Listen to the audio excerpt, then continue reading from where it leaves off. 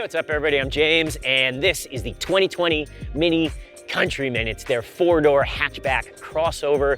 It's the most spacious Mini that they sell, so it's officially the least Mini on the market. This is the base model, which means it has a 1.5 liter, 3-cylinder turbocharged engine that actually makes a pretty respectable 134 horsepower. It's attached to a 7-speed automatic dual clutch gearbox. This car has 18-inch pair spoke rims that I think look awesome, and it's got a really sharp looking interior with a leather steering wheel and accent lighting straight from a Vegas strip club, but not one of the seedy ones, definitely one of the high-end ones. Not that I would know the difference, but anyways, moving on. This car is about $30,000, which makes it definitely one of the more expensive Minis with this engine, but as far as all Minis go, it's actually pretty mid-range. Now, they've been making the modern Mini for about 20 years, but the first Mini rolled out of a factory in England in 1959. And I'm definitely gonna get to what I think about this particular car, but in order to give any Mini a fair assessment, you have to understand the history of one of the most iconic cars of the 20th century. The 1950s and 60s was an incredibly transformative time period for England. Economic stress, shortages of resources, a cultural revolution were all contributing to a swirling vortex of change, and caught somewhere in the middle of all that was this weird-looking economy car, the British Motor Corporation's Mini. Now, the Mini was first sold in 1959, but in order to understand why it was built in the first place, we have to go all the way back to the end of World War II. Here in the States, post-World War II was a pretty amazing time. It was one of the most prosperous eras in American history. Soldiers returned home to this golden era of booming American capitalism and technology and industry. The American cars from this era reflected that prosperity. They were big, they were luxurious, they were works of art. Now, our allies across the pond were having a very different experience. Britain had been relentlessly attacked by Nazi bomber planes during World War II. Hitler literally tried to set England on fire, and he came pretty close. There were 71 major air attacks that dropped thousands of pounds of bombs on England. So by the end of the war, 40,000 British civilians had lost their lives to these attacks, and over 1 million people had lost their homes. Now, when the war was over, the Allies had won, but Britain couldn't rebuild because the resources they needed had been used during the war effort and were in really short supply. They were also facing a financial crisis that would last for years. Basic necessities like butter would be rationed all the way through the 1950s. The lean resources meant that British auto manufacturers, just like everybody else, had to make do with what they had. Cars had to be smaller and more efficient with fewer bells and whistles. British car manufacturer Morris responded to these needs by making a car called the Miner in 1948. It was small, it was efficient, it was sparse, and it was successful. It would become the first British-made car to sell over 1 million units. When the 1950s rolled around, England needed more, and I mean more of less. Morris merged with Austin in 1952, becoming the British Motor Corporation, or BMC, and BMC went to work designing the next generation of economy car that would suit the needs of the people. They gave this task to a guy that had designed the 1948 Miner, Alec Isagonis. Now granted, designing another bare-bones economy car was probably not the most exciting project of his career, but he went to work. He started with the concept of the Morris Miner, and he turned it up to 11. He thought if less is more, then way more less would be even more of more.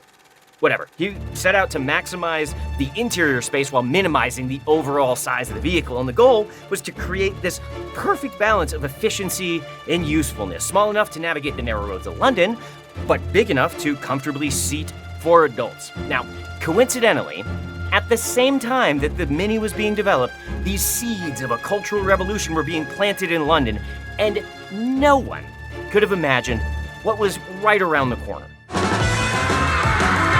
The British youth were redefining what it meant to be British, and coincidentally, right at the cusp of this British invasion, the brand new, uniquely British, punchy little Mini was rolling out of BMC's Longbridge factory. The introduction of the Mini could not have happened at a more serendipitously perfect time. It was unique, it was efficient, it was agile, it was playful, it was inexpensive, and it was exactly what the people of the UK needed and wanted. In just a few years, the cost-effective economy car would transcend class and become a legitimate icon. The Mini would become more than just a car, it would become a symbol of Britishness and youth. Simply put, a cooler car did not exist. If you could afford a Rolls-Royce, you still wanted a Mini. Famous model and comedian Twiggy, Prince Charles, Mick Jagger, Eric Clapton, all four Beatles drove Minis. I'm not making this up. The Mini skirt was named after the Mini. But the Mini wasn't all show. Alec Issigonis had created a spectacularly insightful vehicle with some truly ingenious innovations. The engine was so small that you could fit 4 of them in a dishwasher, and it sat sideways in the engine bay to allow more legroom in the passenger compartment. Power went to the front wheels, which meant the drivetrain didn't have to run underneath the floor to the rear wheels, and the passengers could sit lower in the car, which increased the headroom. He also placed these golf cart-sized 10-inch wheels as far to the corners as he could, and the suspension had rubber cones instead of springs, and all this was done to maximize interior space. Issigonis and his team had created a car that was such a masterpiece of efficiency that it could comfortably fit 4 adults, and it was more than 3 feet shorter than today's Honda Fit. But that's only part of Mini's story. All this stuff that Issigonis had done to make the interior as spacious as possible also had an interesting effect on the handling of the Mini. You see, when Issigonis had taken these concepts to the extreme in the name of efficiency, he'd also inadvertently made an extremely good handling car. The story goes that Mini's performance potential was only brought to his attention when his friend John Cooper encouraged Issigonis to take the Mini out on the track. A little bit about John Cooper. He's one of the most influential people in the history of open-wheel racing.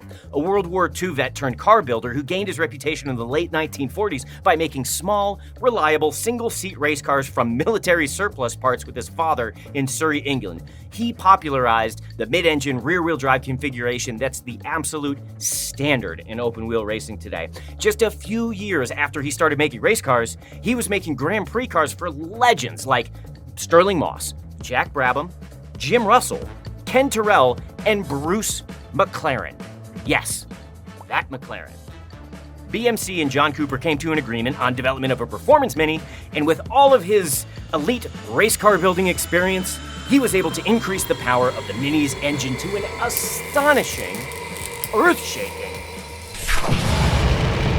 55 horsepower, which is still not a lot, but it was a significant increase over the stock motor, and when he added closer gear ratios and front disc brace, this little economy car that weighed next to nothing actually became a really good race car. Yeah, it wasn't as fast in a straight line as a lot of the other cars, but it could carry huge speeds through the corners. In September of 1961, the upgraded Mini Cooper was born, and the Cooper S would be sold a few years later, starting in 1963. As soon as the Mini started racing, it started winning. In its first decade of racing, the Mini won the British Saloon Car Championship 3 times, the British Rally Championship 3 times, the European Rally Championship twice, the Finnish Rally Championship twice, the European Touring Car Championship 3 times, the Australian Touring Car Championship 6 times, the 6 Hours of Le Mans 8 times, and the prestigious Monte Carlo Rally 3 times. There has never been another car like the Mini. It was an incredible car that came along at the perfect time, in the perfect place, and became the perfect icon, and ultimately became something that it was never intended to be: legendary. The Mini was produced for 40 years and remained largely unchanged during its entire production run. It was like a metal Sir Patrick Stewart. In 1994, BMW took control of the Rover Group, which owned the Mini brand, and BMW sold most of the Rover Group's assets, but retained the rights to the Mini.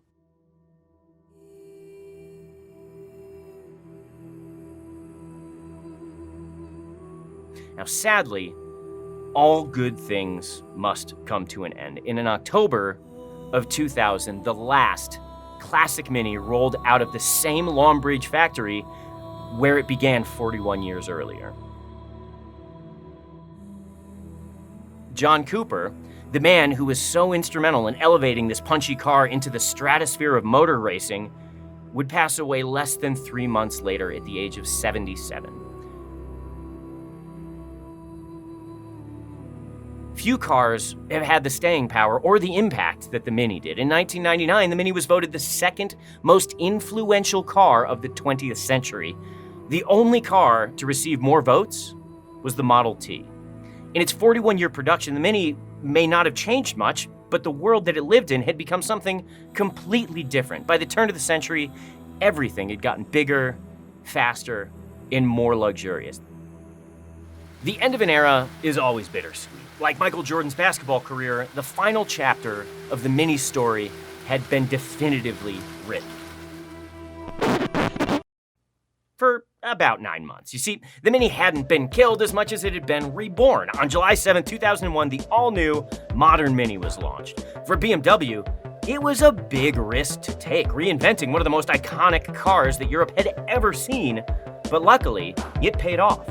Madonna, Kate Moss, Kristen Stewart, Jessica Simpson all drove the modern Mini. The car was featured in the remake of The Italian Job. It was in an Austin Powers movie. Your spy car's a Mini? It's not the size, mate. It's how you use it. The classic made a cameo in The Bourne Identity, and in 2015, the Mini played the 4 ghosts from Pac-Man. What's up? In the movie Pixels.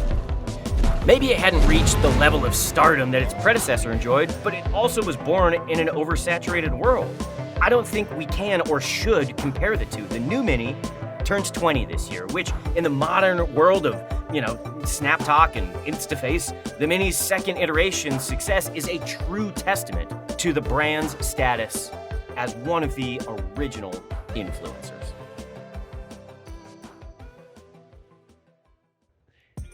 All right, now that we're all up to speed on post-World War II British economics and the influence it had on the automotive industry, let's drive this thing.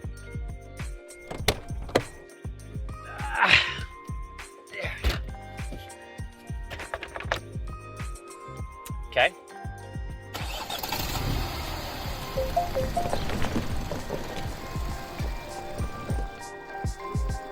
Mini makes a two-door convertible, a 4-door, the Clubman, and the Countryman. And the Clubman and the Countryman are their 2 biggest Minis. Those also come with an all-wheel drive option called the All-4. Mini also offers 3 different performance packages.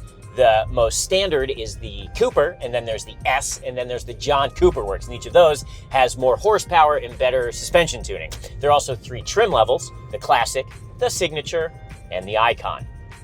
Now, even the most basic Mini still is really, really well equipped, and I love that. Like, the cheapest Mini you can buy is like $24,000, and it still has a touchscreen display and rear motion sensors and leather steering wheel and fancy alloy wheels. So you're never gonna go wrong with a Mini. Even the cheapest one out there is really, really good. There's some stuff that I absolutely love about this car, and there's some stuff that I don't really like that much. So I'm gonna cover all of it, and I'm gonna start with the stuff that I don't love so that we can end on a high note. The engine, it's not good. It's not that the engine's bad. The engine's fine. It's just too small. I don't understand why they would take the smallest engine that they make and put it into the biggest, heaviest car that they make. They just should have never done that. For 10% more money, you can get this same car with 30% more horsepower. So you should do that. It does have a dual clutch transmission, which is awesome because it shifts super quickly, but because it has 7 gears, there's a lot of shifting to do, so you can never put it in manual mode because you spend all your time with your hand off of the steering wheel and you don't really spend a lot of time steering. If it had paddle shifters, that would solve the problem, but it doesn't, so the problem is there. This engine and this transmission with this car, it reminds me of like when you go to a fancy brewery that has like fancy bar food and you see on the menu they have a $19 cheeseburger and you think to yourself like, okay, this cheeseburger is $19, but it's probably really good because it's probably grass-fed beef that's organically grown and it cooks to a good temperature, and it probably has like a cool aioli on it, fancy Frito-Lay bun or a pretzel bun or something like that, maybe even some pickled jalapenos, so you get it because you're like, you know what? Yeah, I'm gonna spend $19 on this really good cheeseburger, and then the server brings it to you and it doesn't come with fries, and you're like, what the heck? Now I got to spend another $6 to get the side. Every single cheeseburger on the planet should come with a side of fries. It should just be the standard. So you either do that, now you're paying a $25 cheeseburger with fries, which is too much money for a cheeseburger, or you sit there and you eat the burger and you just stare at that empty space on the plate where there should be French fries. That's this car. This car is the fancy cheeseburger, and this engine and the transmission is that space on your plate where the fries should be. At best, the engine and transmission is like boiled cauliflower. Other thing I don't love about this, the visibility. It's fine when you're looking out the front, but when you look through the rear view mirror, you have the same visibility that you probably get with, I don't know, a tank or like one of those deep sea underwater submarine submersible things. Like it's not good. I've never been curious what it's like to be someone who's 5 feet tall at a concert. But now, looking in the rearview mirror of this Mini, I know exactly what that's like. Thanks, Mini. What's just kind of okay about this car? The seats. They look awesome. They're very supportive laterally, but they're kind of too wide. I know I'm not like the widest person in the world, so if you're a little bit stout in the body, maybe they're perfect. But for me, when you're turning right and left, you have to like slide across the seat to get to the lateral support. And I don't love that. So the seats are good. Just good. Sunroof. This car has a really big sunroof, and a lot of people I'm sure love that. I'm just not really a sunroof person. I don't like them. When you open them up, the wind whirls around in a weird way, and the sun ends up coming down and hitting you in the eyeballs from the top, which I don't even know how that happens. And when you get to where you're going, usually I will forget to leave it, to shut it before I get out of the car. And then if it starts raining or something, everything in the car is ruined, or someone comes along and steals all your stuff. So sunroofs are cool. This one has one, whatever, take it or leave it. Third thing that is just kind of meh about this car is actually the steering. And it's weird because this car handles so beautifully and the steering is great. It's incredibly agile and responsive, but it's just a little bit too disconnected from the front end. So when you're on the highway changing lanes or something like that, it can feel a little bit twitchy. So overall, it works okay. In the corners, amazing. When you're in a more practical situation, maybe not so great. So the steering is just,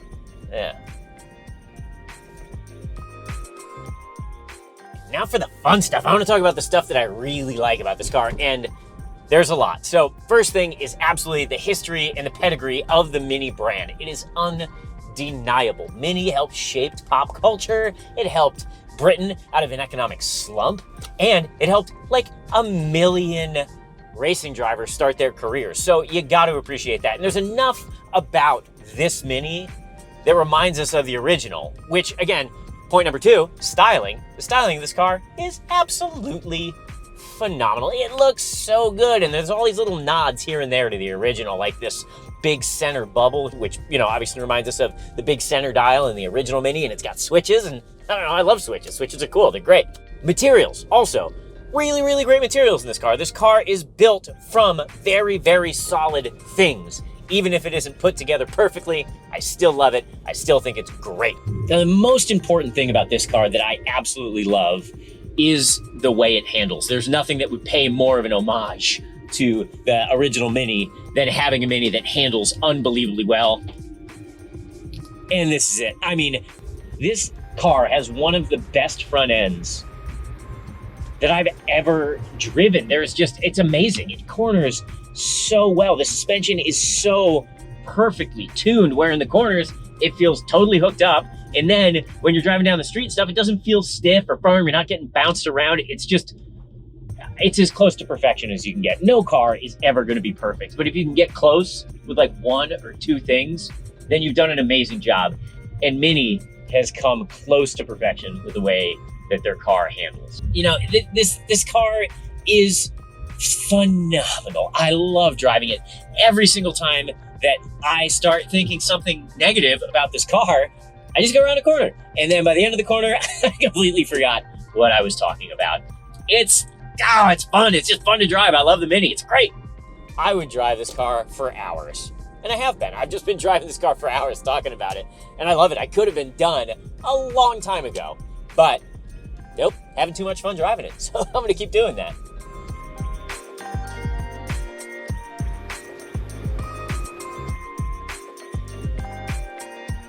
What a phenomenal car this is. This thing handles like a dream.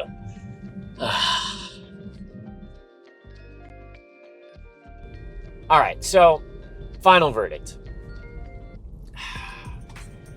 I think that my opinion of whether this car is good or not really depends on what you think a Mini is. I mean, if you view a Mini Cooper as a fancy car and you want to put the Countryman in the same row as like a BMW X1 or an Audi A3 or a Mercedes A-Class, then I hate to say it, but this car, I think it comes up a little bit short.